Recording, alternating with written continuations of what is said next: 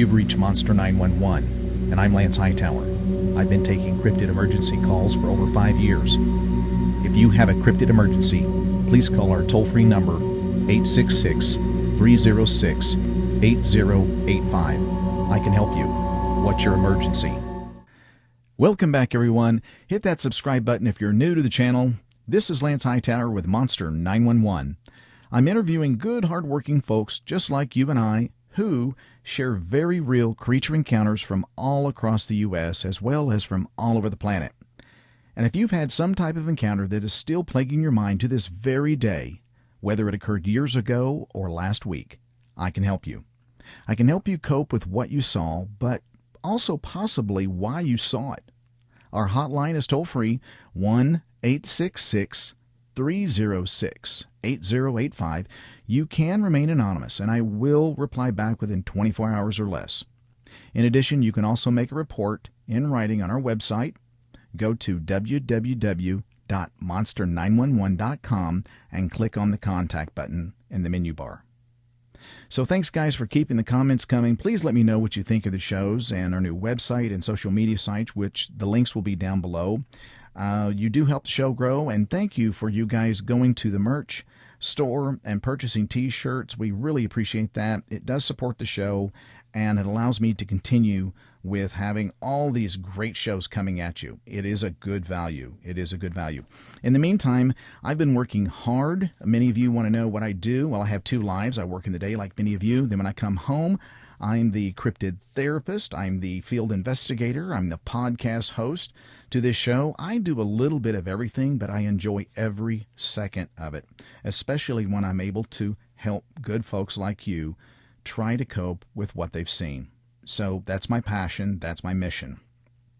So now, moving to this next show, most folks, when traveling down the highway at night, are just focused on getting home. You're rehashing in your mind how the day went. But this particular drive, though, would be a little bit different while traveling down the highway this night. After returning home from their favorite fishing place, what they didn't plan on was something that would burn in their minds forever, the both of them. It was bigger than anything they had ever seen before. They knew what they saw, and they shared with me what they witnessed late one evening some years ago while driving back home from a fishing trip. Okay. Well, I will.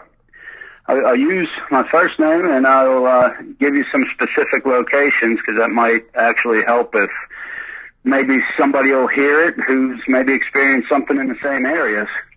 Well, my name is John. I'm from Pittsburgh, Pennsylvania. I'm an electrician by trade. I'm 44 years old. I've spent a lot of time in the outdoors, camping, hiking, fishing, just enjoying being outside.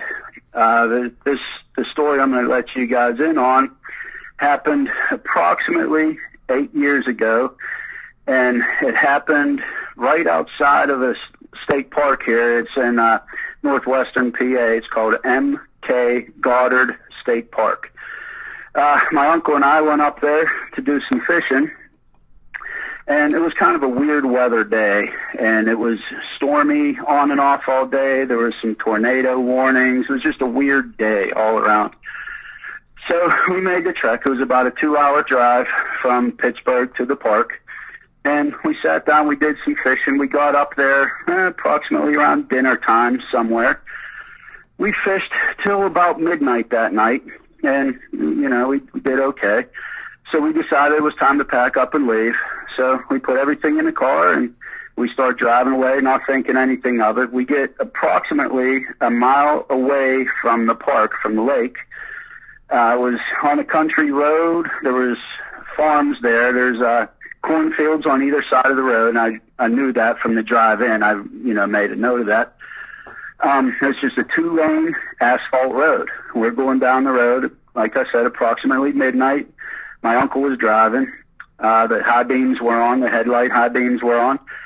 And about, I'm going to say approximately 50, 60 feet ahead of us, this large creature come out from the left side of the road. It come out through the weeds, come out onto the road, and immediately we looked, we're like, what is that? Oh my God, look at that thing. It's huge. Which was the first thing we noticed was how big it was. And then we noticed that it was shaped like a dog. It was on all four legs. It had a tail, not a very long tail, and the tail kind of sloped down towards the ground. It had the hind end of a dog, with the backwards facing knees. It was huge. We kind of estimated between ourselves that it had to be in the neighborhood of 350 pounds. It was huge. We noticed that it had, the fur was like a brown and gray colors, like mixed up colors. The fur was thick. The body was very thick and muscular. And it had the head of like a canine. It had the head of a dog. We only got a brief look at the muzzle, which is, as it turned its head towards us, and it just kept its head facing towards the car the whole time it went across the road. It never looked away from the car. Its eyes, like the reflection of the lights in the eyes were glowing red. I don't mean they were red like a demon in a scary movie. The reflection of the lights in the eyes was red. Okay. And we had both red eyes staring at us the whole time it was working its way across the road. It never slowed down, never sped up, it never broke stride. It never turned away from the car. It just stayed focused on us the whole time.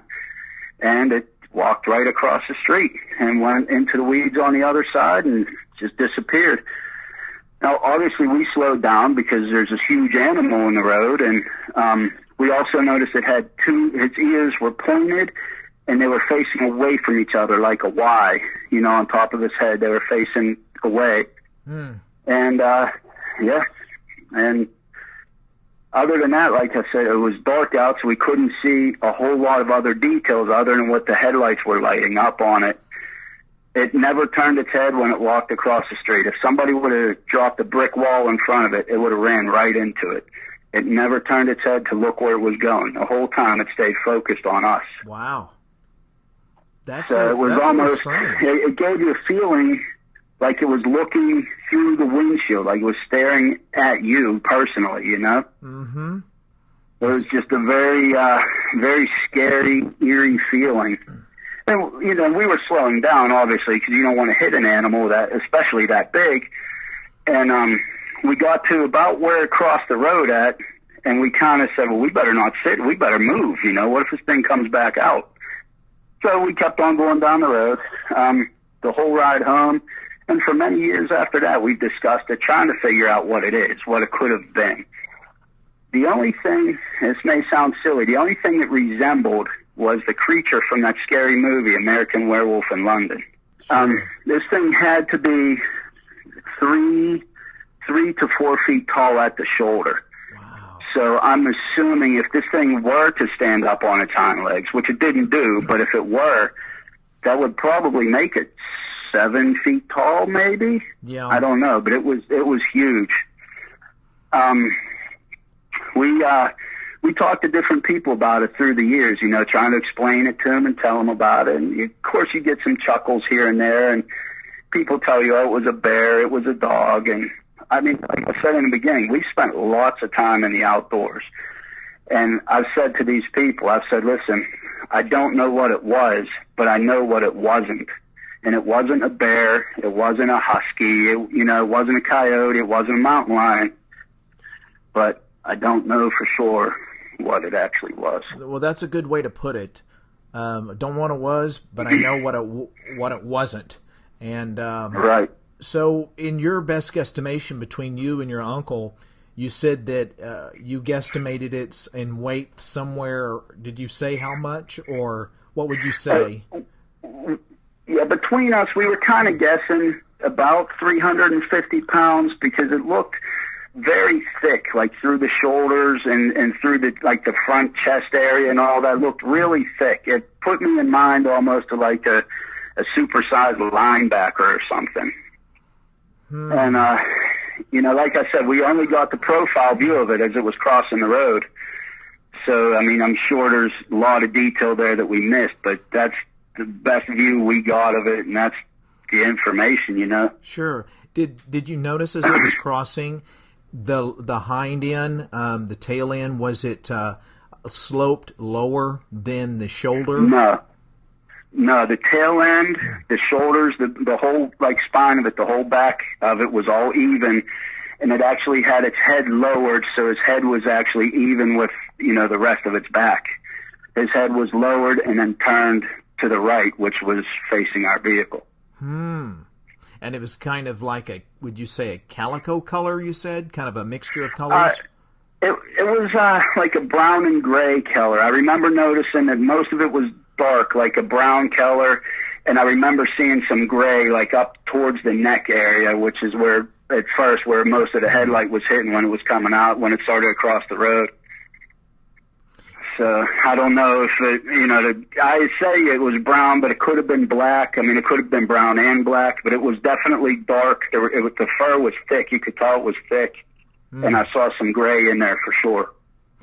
Did, out of curiosity, you said you were coming back from a lake. Is there where it crossed, is there a creek nearby or a river, or is it just... No, there's a little bit of swampy area that's attached to the lake, and where we saw him in comparison to maybe that little swampy area or the lake was about a mile away, approximately. Oh, not too far. I mean, right there where he was strictly just fields and high weeds there at the edge of the road. And it's primarily in like a rural farming community? Yes, that's all that's there is just some farmlands, and there might be a little mom and pop shop down the road another couple of miles, but that's really all that was there was farmlands. So you say even to this day, you and your uncle, do you guys still talk about this that event that day? Oh yeah, we talk about it all the time. A lot of times when we head out fishing somewhere and we're going to do some night fishing, we talk about, well, I hope that thing don't sneak up on us. And we kind of chuckle a little bit and sort of put it out of our minds as we go about our business. But it's always there in the back of your mind, trying to figure out what it was, what it could be.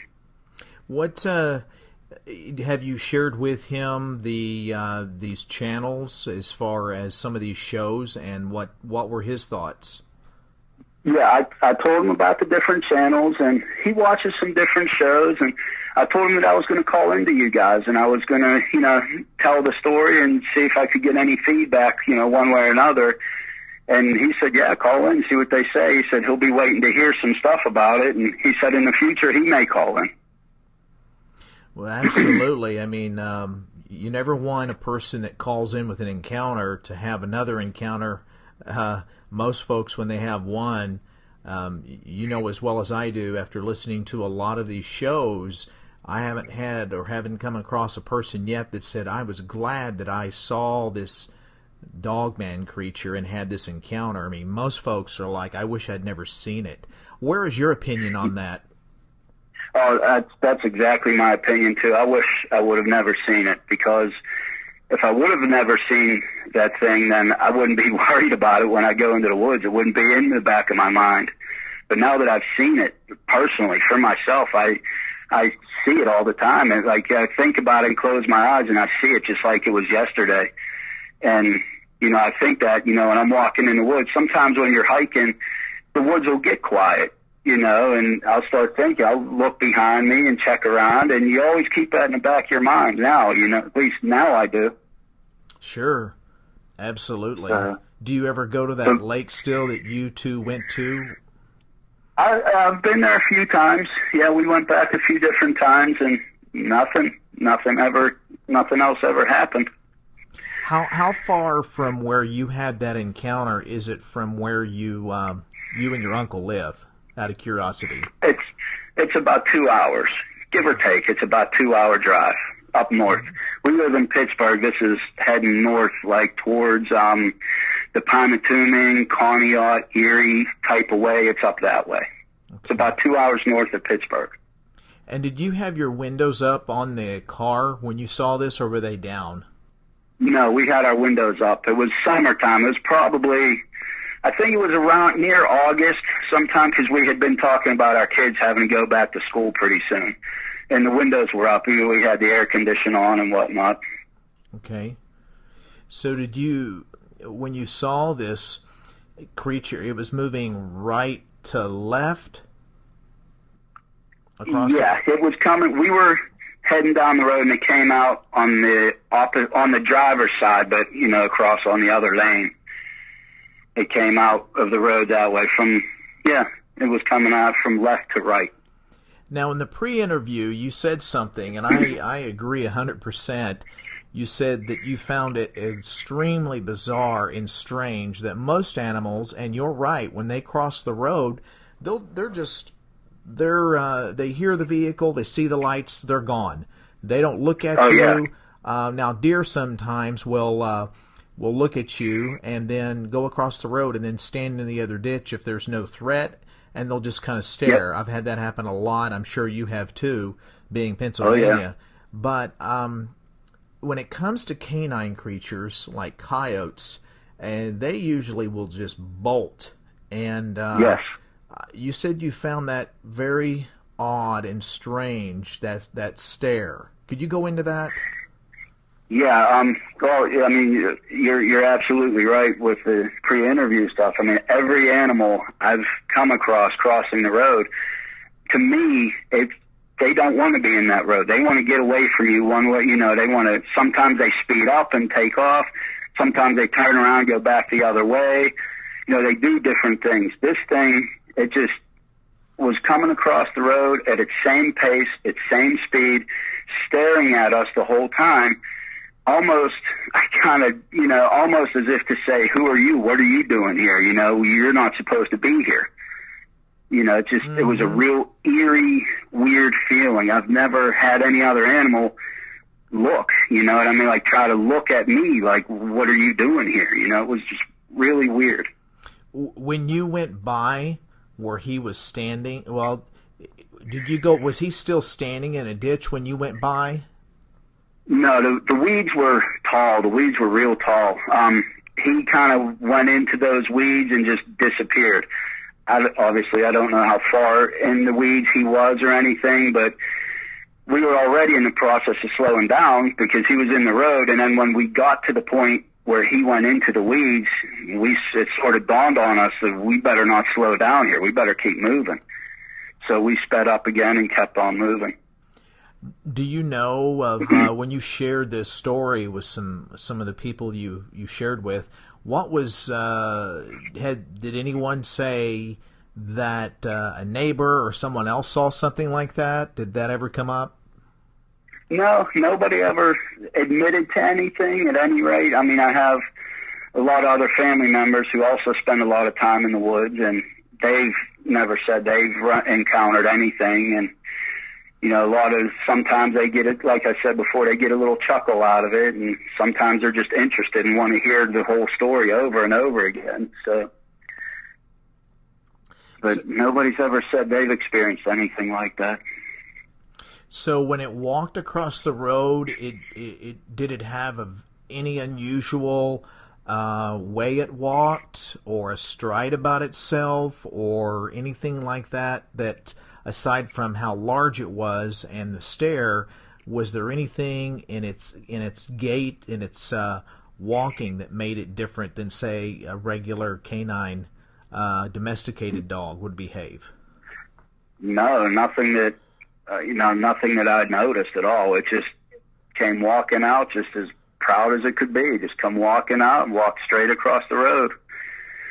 It didn't have anything unique about its walk at all. It just like any other animal, just was walking right across the road. So at 4 feet at the shoulder, you said that's a large animal. That's a large animal. It was definitely 3 to 4 feet in that range at its shoulder, at the front shoulder. Wow. Yeah, it was huge. And I've gone to other parks, like wildlife parks, and I've seen wolves and I've seen mountain lions, and I've heard them make their calls, and seen them do things. And this thing is twice the size of anything I've ever seen. So now, when you guys go out, and you said you've been back to that lake, when you go out, you guys still talk about it and make sure, now that you've seen something like this, that it exists. I mean, obviously it sounds like you're on your toes a bit more, but do you think about it every time you go out and hunt and fish? Oh yeah, every time. If I'm just going out for a little day hike or an overnight camp or a fishing trip, anything, it's always on the back of my mind. 99% of the times I bring a firearm with me. Great. It's always in my mind. Good. If I would have never seen it, I would have just, happily gone into the woods and not thought anything of it. But now that I've seen it, I know for a fact there's something out there, something very big, and something I don't want to run into, if I have no way of protecting myself.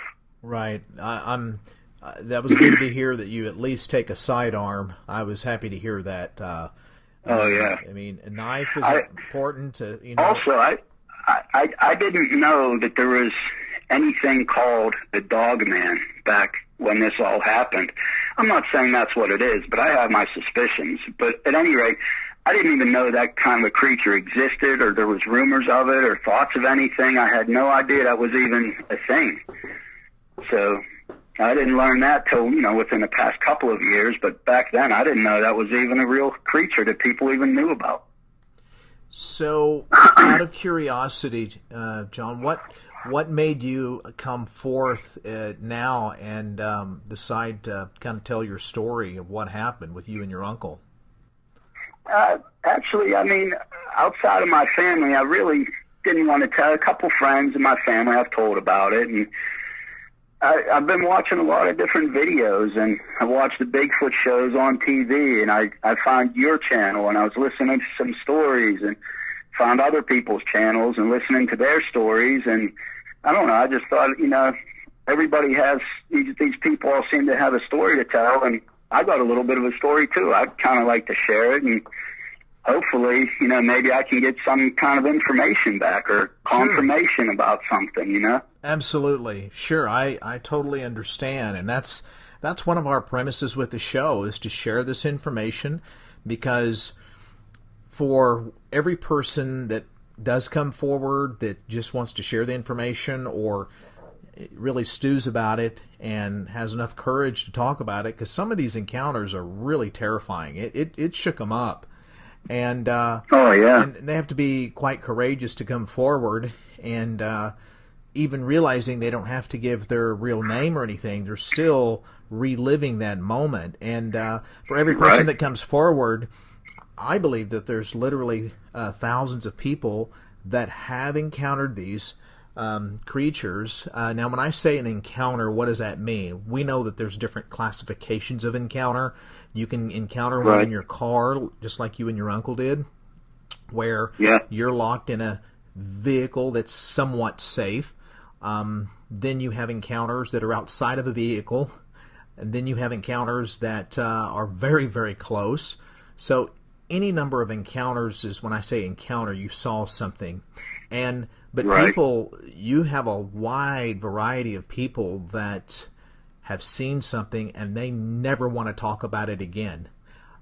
Because they don't understand it, and because they now know, and I'm only just obviously guessing here, but because they now know, they don't want to talk about it, and they get very mad if you do talk about it. They just, by bringing it up, it relives the moment, and that's it. I'm not going to hear any more about it. And we actually had a client, a guest that we had on sometime early on, episodes back, and they encountered a Sasquatch on this property, and he went to the owner. He didn't tell the owner that he had given his story to us, and so he went to the owner and he said, so, what do you think about having some Bigfoots on your property? And the owner was extremely irate and just chewed him out. It was like he went from pleasant to scolding him as if he was a 2-year-old. He said, don't ever talk about that again. I don't want to hear that term again. So drop it. Do you understand? So, and so this guy, he's an older gentleman. He's in his 50s, and he just was taken back. He said, sure, I understand. And so what makes someone, my brother and I, Lane, were having this conversation, what makes, with this gentleman, what makes someone to say something so quick, so profound, so aggressive, is that they have experienced something probably. They've seen it, they've witnessed it, they're experiencing it, and therefore they're because they don't understand, the best way to deal with it is don't talk about it. You bring that up, and I experienced that before. I was curious about it, and I had spoken to a game warden one time, and I asked him, I said, hey, I told him I saw a very large dog. It was a little while, say 2 years after that. I don't know for sure. But I told him, I said, I saw this very large dog-type animal. I said, and its eyes were, reflecting red when the headlights hit it. I said, what do you think something like that could be? And he said, oh, it's nothing. We don't have anything like that around here. I said, but it was very big. It was, 5 times the size of any coyote. No, we don't have anything like that around here. And he just sort of shut me down and didn't want to talk anymore at all. Uh-huh. See, and this is what we say, John. I mean, this is a very interesting point that you bring up, and we had this very conversation between my brother Lane and I just this morning and yesterday, is that, and I've noticed on our comments on some of the episodes, people will say, go to the Department of Natural Resources, tell them, hey, tell an Oklahoma game ranger, hey, tell the National Park ranger, hey, tell the Ohio game ranger, hey, tell the Colorado. But here's the thing, there's going to be, and I'm not saying I have inside information on this. To me, I'm just using common sense here. I'm just using logic. If you were in their capacity and part of your salary is the attendants or patrons coming to parks spending money on entry fees, camping, parking, boating, hiking, fishing, hunting, etc., etc., etc., that adds up to a lot of revenue. And the last thing you want to do, now that's just one segment. I'm just going to base it on revenue alone. That you want to protect that, right? I mean, that's how you get paid. Absolutely right. And so by your superiors, you're going to give the real report, and then you're going to give the report that everybody will see for public knowledge if they want to look further. And so there's going to be 2 reports. So I tell people this, and this is just my opinion, for what it's worth, and this is what I told Roger. Keep it to yourself, and because they're going to emphatically deny it. My brother Bill, who's in the healthcare profession, he called me after he just got through seeing a wildlife ranger at where he was at. And the conversation was just cordial, very light, hey, the weather's looking pretty good, small talk stuff.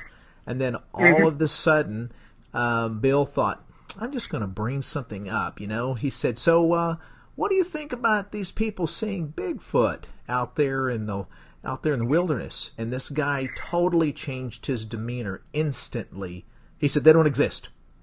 They're not real. Yeah. They don't exist. I mean, it was so fast, so abrupt in his reply that told my brother and I, this guy knows about them. He is told not to say a word, not to get it out, as to not cause what we would think or say as panic, right? Right. So I tell people, keep it to yourself, but share it with people that are in your community where we understand, and people that can investigate these things without raising up a lot of red flags. So my personal opinion is don't call any state agencies and don't call any federal agencies, because they're going to kind of peg you and watch you. And when you have state agencies, they're going to probably communicate to federal agencies. We got a problem out here, guys. You need to come and talk to this guy, kind of thing. So I'm just saying that I tell people, just realize that you're not going to get a yes. If it was something that they wanted to know about, they would say, really? Really? So where did you? This is interesting. Can you show me where this was at, and how big do you think it was? I mean, that would be a natural response if I don't, if I'm not sure. But yeah, you're absolutely right about that. Yeah. So if I've seen something and I don't want to acknowledge it, they don't exist. After you're telling me you saw it, come on. Yeah. So you're right. And when I spoke to that gentleman, I didn't say, I saw a werewolf, I saw a dog. I just said I saw this very large dog, a canine type animal. And I told him about the eyes, because the eyes just stuck out in my head, and I told him about it, and he just didn't let me get any further than that. He just kind of shot me down right there, and that was the end of the subject, and we were going to move on. So I just let it go at that point. Sure, and that's all you can do is just go, oh, okay, oh, well, thought I would ask. That's another nice thing about finding you guys and the stories that you guys share. I mean, I have an outlet, My uncle said the same thing. He said, well, we know who we can, talk about it, Absolutely, and that's, the more information we get out on these creatures, and I'm just going to call them Dogman for right now, the more that we understand these Dogman creatures, because they are so fast, they're very elusive, very strong. We know so very little, and we've been going out trying to call these things up, and I know that may seem a little crazy in doing so, but we can learn from that in doing that. And I don't recommend that. I am not recommending that to people. I'm just saying we learn a lot by doing that, and then we hope to capture some footage of. I want to see how they run. They communicate with coyotes, and we've had some people that are right now a little confused on the coyote calls. They think that the coyote calling is replicating a small animal in distress, like a rabbit or something like that. And it's a really eerie sound. It's a very high-pitched squealing sound, and it'll put hair on the back of your neck when someone does it extremely well, like Wiley Dave. He's a world champion at it. And so what people are confusing, it's not a coyote in distress. It's not a coyote in distress trying to bring in another coyote. It's a small animal like a fawn or a rabbit in distress that you're ringing the dinner bell to them. So all they're hearing is, hey, free buffet at the Golden Corral. That's what they're hearing. Yeah, exactly. So they'll trip on themselves and just knock each other over when you start playing those calls. So, but the thing of it is, not everybody can do it well, because when you go into an area, coyotes will remember the sound. And so what they'll do is, if you call them in wrong and they smell you, they will remember that sound, that language, if you will, and that smell, and they'll associate it. So you always have to change the sound every time you go into an area, and people don't realize that. There's a language. There's a language to everything, and so that's why when you do it long enough, you'll have different sounds at different times of the year, and they'll behave different, even at a full moon. And I learned quite a bit from Wiley Dave. We went out coyote hunting for a long time, but I learned quite a bit in the last, my goodness, just as long as we've been with Dave here, the last 7-8 months. And so it's not a coyote in distress that's calling coyotes. Someone brought that up, and why that Dogmen come into that, because there's some type of a symbiotic relationship we don't quite understand with coyotes and Dogmen. But I will say that it's, with that coyote in distress call, basically you're ringing the dinner bell for both. And and somehow there's like a kindred relationship where they're either in training, they're learning from each other, or being their canines, they're so close to kind of this wild nature about themselves that they just they fare well together in the wild. I mean, coyotes, Wiley Dave would call them land sharks, Well, if coyotes are the equivalent of land sharks, then dogmen are the equivalent of a T-Rex. So Yeah. they're a killing machine. They're designed to be a killing machine. They're a carnivore, pure and simple. Well, that thing I saw was definitely able to do him some damage, because that was one monstrous animal, that's for sure. Now And you're bringing up the different sounds, and that reminds me of a different time.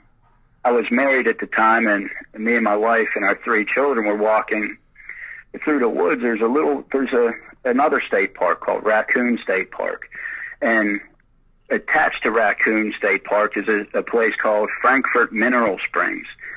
Now there's some history to that goes back to like when the people settled the land, and it's like a little touristy type thing, and you go and you get to see the mineral springs and this natural little waterfall and different things like that.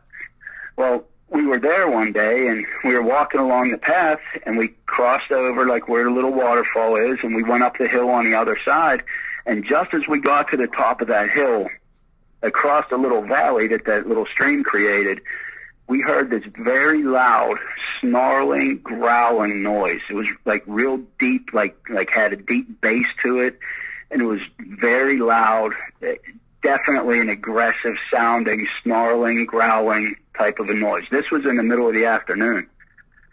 And I looked at her, and she said, "What's that?" I said, "I have no idea what that is, but it sounded big." And we didn't hear any bushes rustling. We didn't hear anything. It was just very loud and frightening. We hurried up and we ushered the kids down the path, and we got in the car and got out of there.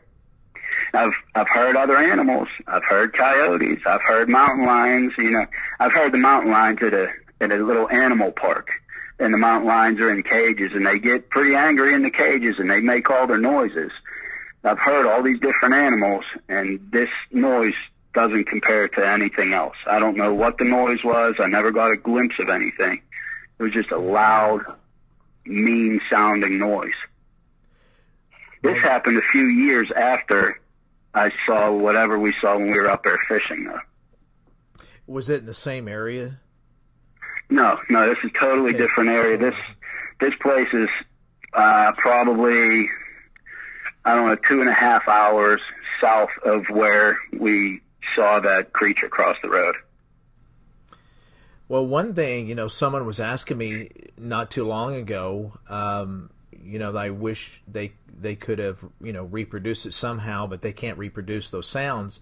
And I tell them there's so many variances and knockoffs of GoPro cameras right now that anytime they're out and about, just have one going.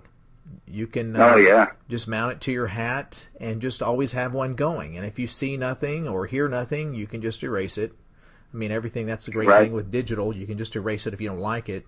And just have something going like that. And you can get these cameras for under $40 now. And so that's something to think about. So you can share a sound like that, for other people to kind of analyze. But it's interesting. I mean, when you know what animals sound like, you know what it's not. Kind of what you said earlier. Right. And that's it's especially frightening when you're with your family and your kids. Oh yeah, we hurried up. We picked up the 2 littler ones and the third one, who was of size he could move pretty quickly himself, and we got down out of there as quick as we could, because I don't know what it was, but it was big enough to frighten us. Now, did you have a sidearm then at that time? No, I didn't. Yeah. No, we weren't planning on stopping there. We just happened to ride by and said, "Hey, let's take a little walk up to the waterfall real quick," And I think the whole path there is only like a mile round trip. It's just a real little path. But that was something that was pretty scary that day too. Well, my suggestion would be just always, of course, use safety, of course, with your family, and the kids have to have some knowledge what not to touch. When Dad's firearm and all that, it takes some, like I've done with my kids. It started early, and they know about firearms and safety. But my suggestion, and of course this is Wiley Dave's too, is that if I'm going on a path anywhere, I've always got a firearm. I mean, when I go hiking up here Tulsa, Yep. I would just make that suggestion to you, even if you think, oh, it's only going to be a mile and a half, still carry on. Now, I don't know what the laws are in Pennsylvania. My belief is that I like to conceal it. I don't like to brandish it. Now, we do have open carry laws in Oklahoma, and to each their own, but I would rather conceal it so it's not so intimidating to other people that are around, other walking by, etc. And so, but that's just my suggestion, John, just to anytime you're out and about, it's just good security in my mind. Oh, I do. I carry, and I also I carry concealed for pretty much for the same reason. I don't want to freak anybody out or cause any kind of a commotion anywhere. But I carry concealed, and if I'm going out there somewhere, then I bring it with me. Good. Well, it's interesting your sighting. I mean, definitely these.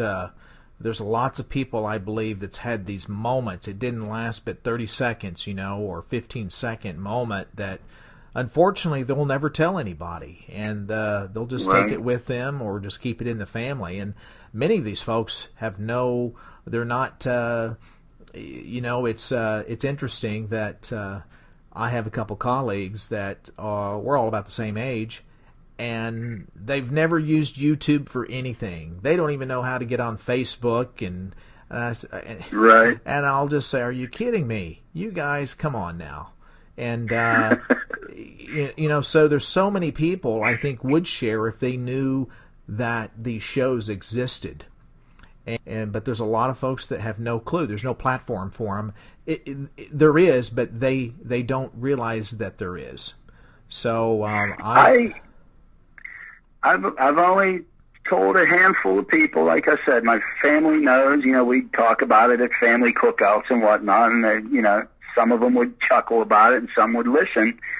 And I've only told a handful of my friends about it, and I probably wouldn't share it with anybody else if I didn't find you guys or even if somebody similar, that would be willing to listen to, or somebody that has maybe seen something or gone through something that could, sympathize almost with you, Oh, absolutely. But if it wasn't for that, I probably wouldn't have told anybody else either. Yeah, no, I totally get that. You want to be in a safe zone, and you get tired of people calling you crazy, or you just saw a big dog, and you guys really just took it out of proportion. You guys were just a little frightened, weren't you, after that fishing trip? And you get tired of that because, so many people, like, for instance, this last, not the last episode with Roger, but the one before that with JC down in Daisy, Oklahoma, he was shook up. He was visibly shook up. Yeah. And he just said, look, I wish I never saw it. I really wish I never saw it. I thought, he goes, I was the biggest skeptic in the world, Lance. He told me that when we were sitting at a cafe. Oh, yeah. He was looking he looked up and just stared at me, and he said, I was the biggest skeptic.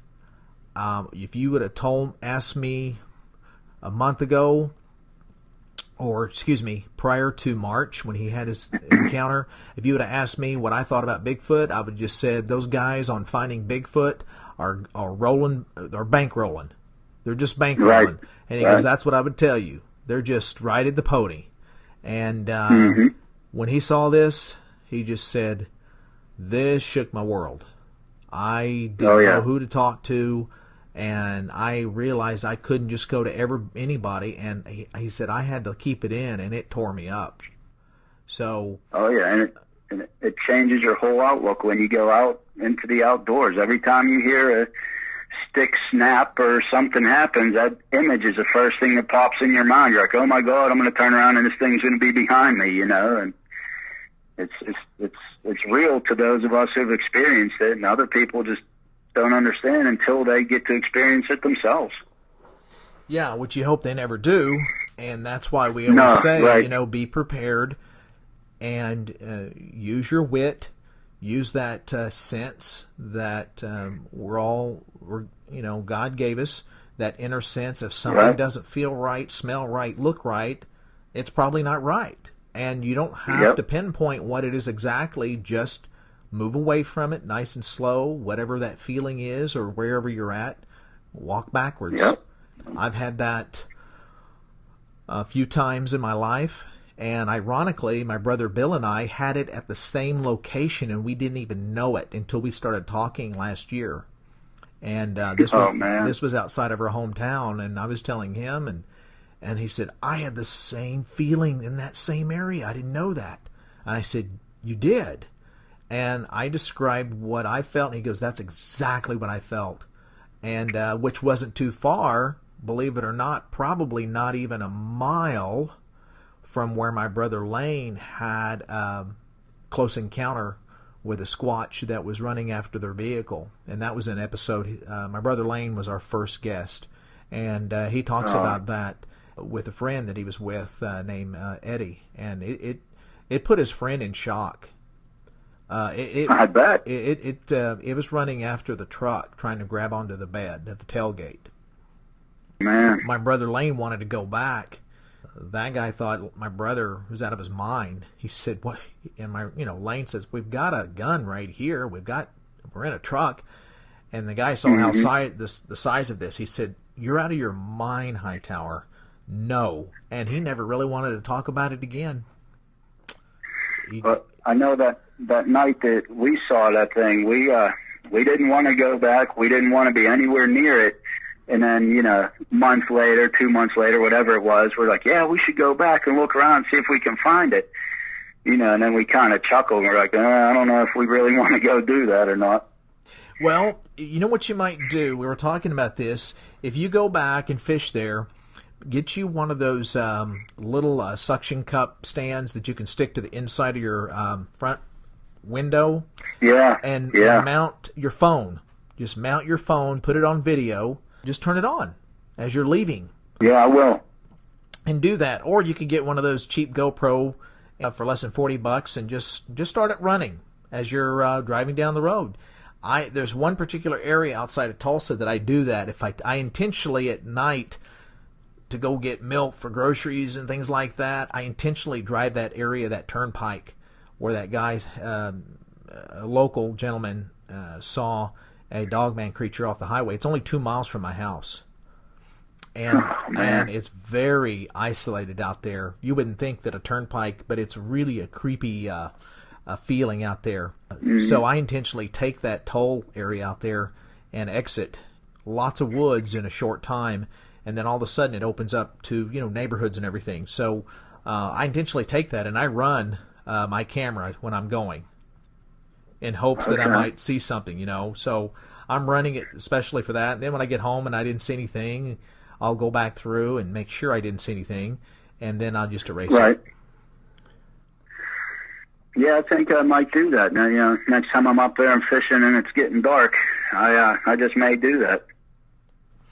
Well, do you have any closing thoughts, John, about just anything in general, or or just advice to folks that are going out or anything? The only thing I could really, I guess, close this up with is that there's most definitely 100% something out there that's not recognized yet. Nobody has a handle on what it is, but there's something out there. And, I've seen it. And if anybody's going out, into the woods or by a lake or somewhere, to be vigilant, be on your toes, and you should probably take some kind of protection, because nobody knows what these things, what their intentions are, what their plans are. So that's probably about the best advice or closing statement I can give you. Sure, and that's good advice. That's really good advice, John. I mean, it's when someone sees something like this, they really give the best advice. Everybody may be a little bit different, but everybody's saying the same thing as far as be safe, be prepared, don't do anything foolish, don't try to play hero, and and if anything, try to get a recording of this, take a picture, get a video, because so few people actually have attained one. So if someone could get a clear one, which that's kind of our goal, our mission, as well as trying to understand the behaviors and inform people more, So very good advice. Very good advice. I appreciate you getting in contact with me. I never take someone contacting me lightly. I'm always honored and appreciate it. And you've got my number. And if you ever need to call me 24/7, please do that. You've got my personal cell number. Oh, definitely. I'll keep a handle on your number, and if I come across anything or have any kind of information, I'll definitely share it with you, and you can share it with your, with your public that's watching you. And I appreciate you taking the time to listen to my story. It's nice to kind of get it off my chest and share it with somebody. Well, thank you so much again, and I think it is very informative for every person that has. There's no story too minor or too little. Every story is important because it affected you. That's why it's important. Oh, yeah. It affected the person that they encountered or what they saw, what they witnessed. So, again, thank you. I appreciate you guys, being forthright, or at least you being forthright there, and tell your uncle hi from us. And if he ever wants to call, just give a call anytime. You have a great evening, John. Thank you so much. Thank you too, Lance. I appreciate it. You bet. Bye. Bye.